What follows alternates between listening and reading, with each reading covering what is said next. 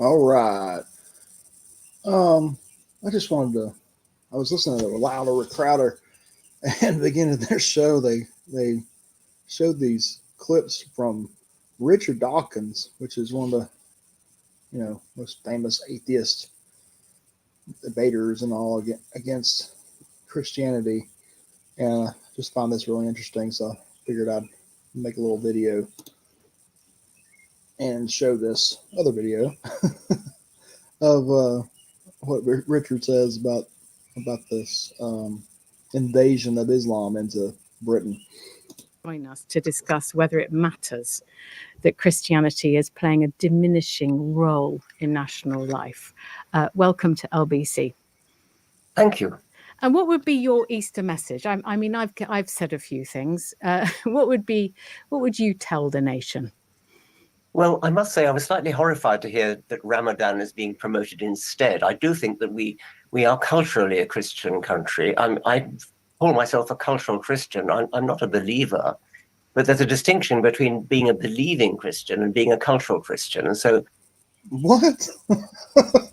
One of the biggest advocates against Christianity, and thinks society should just totally throw it out, is now calling himself a cultural Christian. This is pretty wild, pretty insane. I love hymns and Christmas carols, and I sort of feel at home in the Christian ethos. I feel that we are a Christian country in that sense. It's true that statistically the number of people who actually believe in Christianity is going down, and I'm happy with that. But I would not be happy if, for example, we lost all our cathedrals and our beautiful parish churches. So I count myself a cultural Christian. I think it wouldn't matter if we substituted any alternative religion. That would be truly dreadful. Well, which brings me to my supplementary.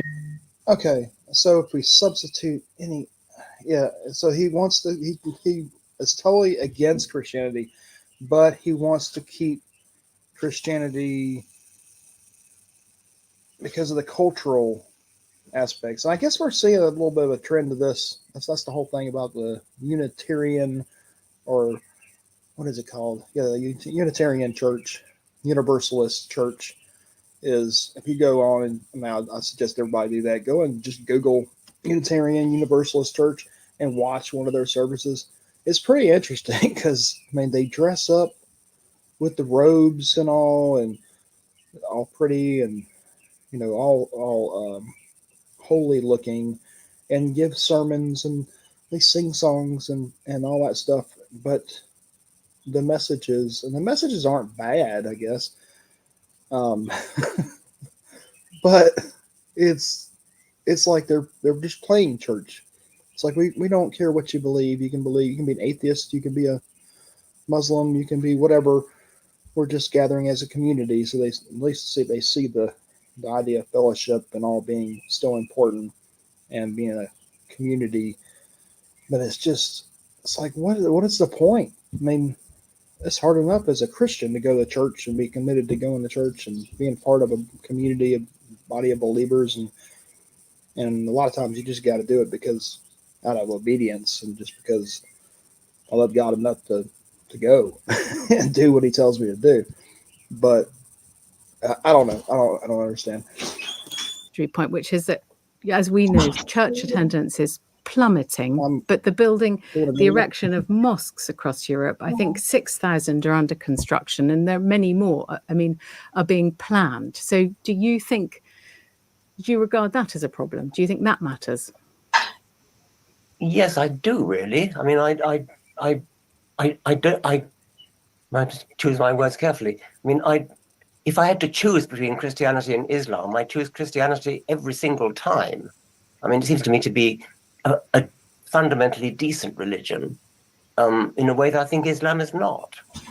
I think you're going to have to explain why you say that, Professor Dawkins. Why is Islam fundamentally not decent like Christianity? Wow. Yes, I mean, the way women are treated. I mean, Christianity is not great about that. It's had its problems with female vicars and female bishops and things. But there's an active hostility to women, which is promoted, I think, by the holy books of Islam. I'm not talking about individual Muslims, who, of course, are quite different, but the doctrines of Islam, the Hadith and the Quran, is fundamentally hostile to women, hostile to gays, and I find that I like to live in a culturally Christian country, although I do not believe a single word of the Christian faith. This is amazing. I mean, at least he's recognizing the good and recognizing the bad, which a lot of atheists and especially liberals and all, they're standing up for Palestine and standing up for the Hamas even. And it's like, and they don't realize the whole religion, and these are people that are part of the LGBT crowd and women's rights and just everything for the oppressed or whatever. So they see the Palestinian people as being the oppressed, but you don't understand. These people will kill you. If you were to go over there and try to live among them, they would not accept you. These people do not like you. We are the evil West, and your ideological views are totally against theirs. They don't respect women. They don't respect your LGBTQIA plus lifestyles, and don't even tolerate them. And to the point of they will murder you. They will stone you. This is I don't know. I have to give him credit for that, at least.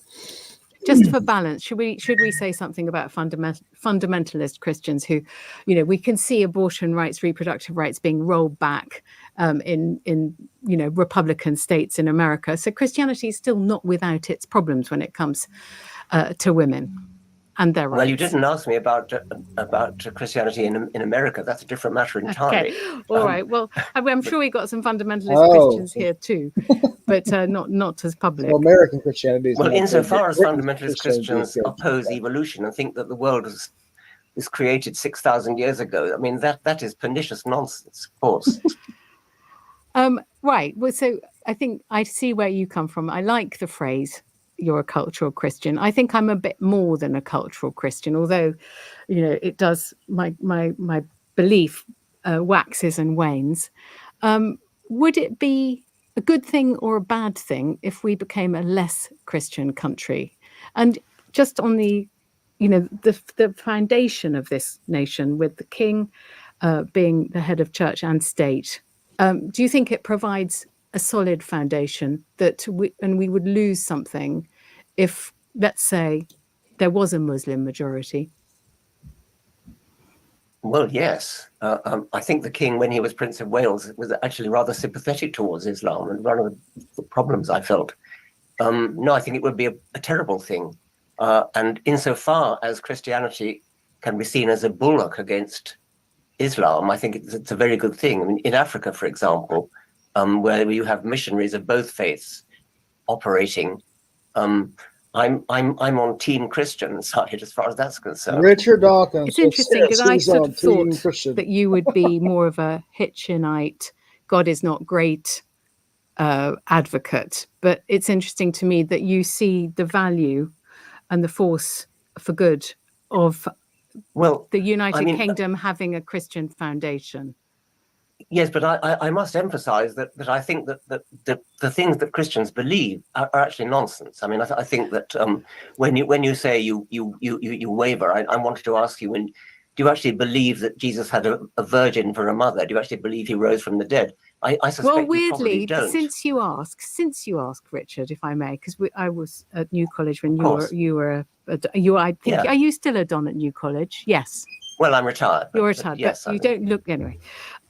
Weirdly, I was just 3 weeks ago at the Church of the Holy Sepulchre in Jerusalem, where the Christians believe that Christ was crucified, or there was the tomb, or the Gethsemane was just there, and Golgotha was there. And I have to admit that there is a real force I mean, it feels like the fulcrum of three world religions. It really does. And Christianity is palpable there. The place pulses with Christianity.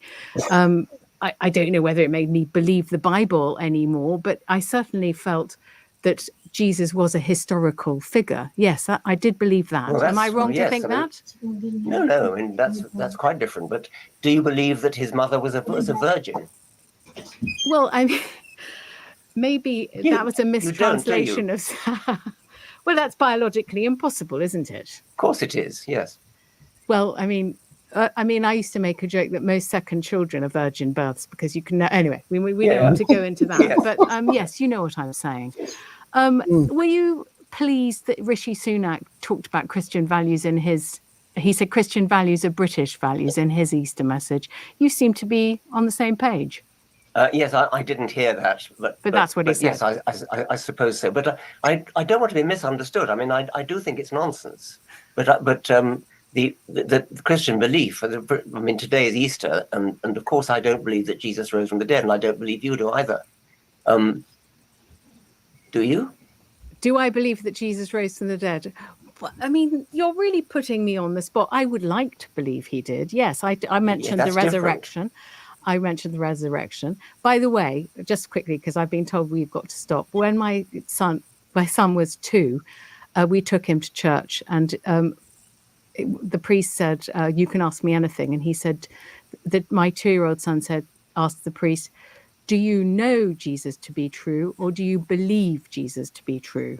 And do you see what I mean? And he couldn't answer that question himself. Anyway, yes. Oh God. Anyway, listen, lastly, just one thing. Does it matter? I'm going to ask you again, if Christianity is a minority religion in this country? I think it matters from a cultural point of view. That's a very clear answer from you, Richard Dawkins. Thank you so much for joining us from, I look like New College, but Richard Dawkins, Prof. Dawkins, is the renowned evolutionary biologist, author of The God Delusion. Professor Dawkins. All right, there you have it. Dawkins comes out as a cultural Christian after all his work and his, I don't know, it's pretty insane. Let me know what you think. This is wild. All right.